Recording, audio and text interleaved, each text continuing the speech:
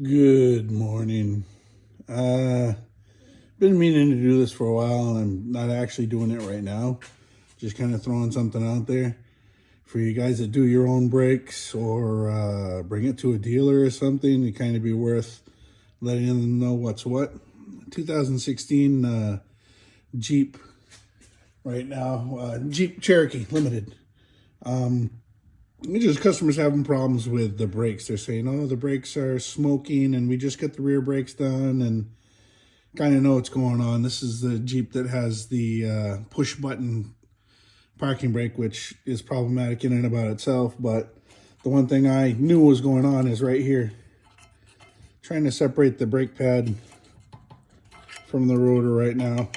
And it is just absolutely wedged in there. Now, just a quick note when you're doing your brake pads. Obviously, you know, you have your clips in here and everything. Brake pads are installed properly. Just the prep work wasn't done properly. I'll show you real quick over here on this sample. What happens here is your cage has a fixed distance. It has a fixed distance from the top here to the bottom here, and that's where your brake pad sits inside of the cage here.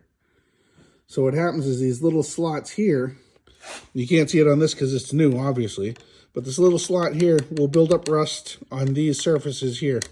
These three surfaces where your brake pad is supposed to slide in and out after you install your clips. It's supposed to slide in and out. What happens over time is rust will build up here and here. And what it'll do is it'll cause clamping on your brake pads in two directions, this way and this way, when those three surfaces rust up. So once it clamps like that, when you step on your brakes, your caliper will close and your pads will move against your rotor. And then when they're supposed to spring back or ride away from it, they don't. They're still bound with force from the clamping action here, bound with force against your rotor. So that's what happened here in this instance on one side. The other side just as bad. I haven't pulled it apart yet, but it's just simple things. You know, you get yourself a small enough hand file, or I have a custom file here, which is four-sided, and you file in here. And what I do when I'm filing in here is you not just file down, but when I file into the sides here, I kind of turn the file a little bit just to break all this rust off, get it all cleaned out. And number two, for God's sake, pull out your slides. Clean them, lubricate them.